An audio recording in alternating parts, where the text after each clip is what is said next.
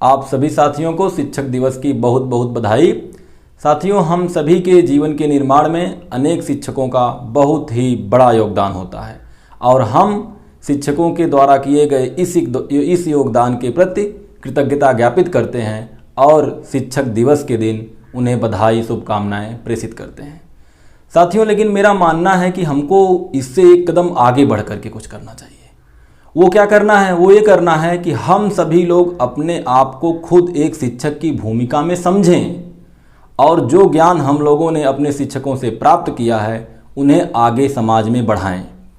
अब एक प्रश्न यहाँ उठता है कि उस ज्ञान को समाज में आगे बढ़ाने के लिए हमें शिक्षक बनना पड़ेगा, लेकिन नहीं, मुझे लगता है ये ज़रूरी नहीं है कि हम एक शिक्षक की नौकरी करें या किसी स्कूल में पढ़ाएं, यूनिवर्सिटी या कॉलेज में पढ़ाएं, तभी हम शिक्षक की भूमिका अदा कर सकते हैं। हम बिना शिक्षक के पद की नौकरी किए, बिना शिक्षक की नौकरी ज्वाइन किए भी इस कार्य को कर सकते हैं। दोस्तों, हम इसे एक उदाहरण से समझेंगे। आज का दिन 5 सितंबर डॉक्टर सर्वपल्ली राधाकृष्णन के जन्म दिवस के रूप में मनाया जाता है। वो हमारे देश के एक बड़े दार्शनिक, शिक्षाविद, कुशल अध्यापक थे। अपने जीवन में आगे चल कर के वे भारत के प्रथम उपराष्ट्रपति, तत्पश्चात देश के द्वितीय राष्ट्रपति के पद को सुशोभित किए। इसी के साथ साथ एक दूसरा व्यक्तित्व तो हमारे पास है, डॉक्टर APJ अब्दुल कलाम, जो मिसाइल मैन थे। किसी स्कूल में, किसी यूनिवर्सिटी में, किसी कॉलेज में टीचर की नौकरी उन्होंने नहीं की थी। मिसाइल मैन के पद से वो आगे चल कर के हमारे देश के 11वें राष्ट्रपति बनते हैं। राष्ट्रपति पद के बाद हमारे देश के विभिन्न कॉलेजों में, यूनिवर्सिटियों में, IIT में, IIM में जाकर के उन्होंने अपने ज्ञान को छात्रों को, देश को, समाज को प्रदान किया। और आज जो देश का यूथ है, आज देश की जो युवा आबादी है, वो डॉक्टर APJ अब्दुल कलाम को भी उतना ही कुशल शिक्षाविद मानती है जितना कुशल शिक्षाविद डॉक्टर सर्वपल्ली राधाकृष्णन को मानती है। तो साथियों, अगर हम इन दोनों व्यक्तित्व की तुलना करें तो हमें ये लगता है कि समाज को शिक्षित करने के लिए ये जरूरी नहीं है कि हम एक शिक्षक की नौकरी ही करें। हम समाज के किसी भी क्षेत्र में हो सकते हैं।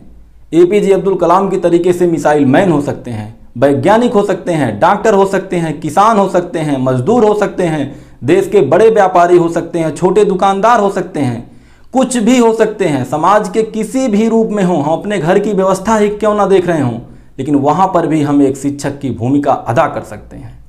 जैसे ही हमारे मन में ये भाव आता है कि हम एक शिक्षक हैं, तुरंत हम ये सोचते हैं कि हमारे अंदर सबसे पहले एक शिक्षक के गुणों का विकास होना चाहिए। जैसे ये बात हमारे सामने आती है, हमारे अंदर उदात्त गुणों का विकास होना शुरू हो जाता है और हम अपने आप को समाज में एक आइडियल के रूप में, एक आदर्श के रूप में प्रस्तुत करते हैं। और यही आदर्श व्यक्तित्व ही वो शिक्षक का सबसे महान गुण है जिससे समाज, देश, आज की नई जनरेशन सीखती है। आपके इन आदर्श गुणों को ही आपके समाज के लोग अनुकरण करेंगे, सीखेंगे। जैसे अगर आप किसान हैं और आप अपनी खेती बाड़ी में ही अपना आदर्श व्यक्तित्व स्थापित करते हैं तो अन्य किसान भाई बहन आपसे सीखेंगे और वो आगे चल कर के देश के उन्नत किसान बनेंगे। अगर आप मजदूर हैं और आप कर्तव्यनिष्ठ हैं, ईमानदार हैं, आपकी कार्य करने की लगन बहुत ही उत्कृष्ट है, तो अन्य मजदूर वर्ग के लोग, हमारे मजदूर भाई बहन आपसे सीखेंगे और एक वो कुशल कामगार बनेंगे।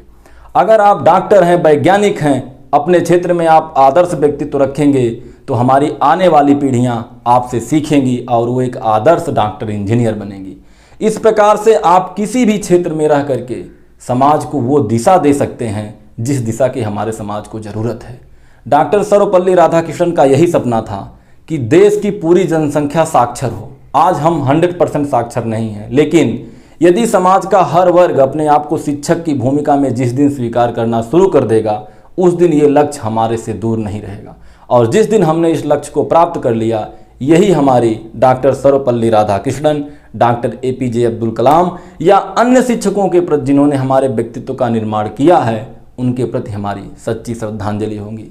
तो हम आप लोगों से कहते हैं कि आप अपने शिक्षकों के सम्मान में आज एक संकल्प लें, एक व्रत धारण करें कि जो शिक्षा हमें हमारे शिक्षकों ने दी है उस शिक्षा को हम आगे पहुंचाएंगे। हम किसी भी क्षेत्र में रहेंगे, हम किसी भी परिस्थिति में रहेंगे, लेकिन उस ज्ञान को आगे पहुंचाते रहेंगे और इस प्रकार से हम देश में, समाज में, विश्व स्तर पर अपनी एक शिक्षक की भूमिका अदा करेंगे और भारत विश्वगुरु था, विश्वगुरु बना रहेगा। आप सभी साथियों को फिर से शिक्षक दिवस की बहुत बहुत बधाई।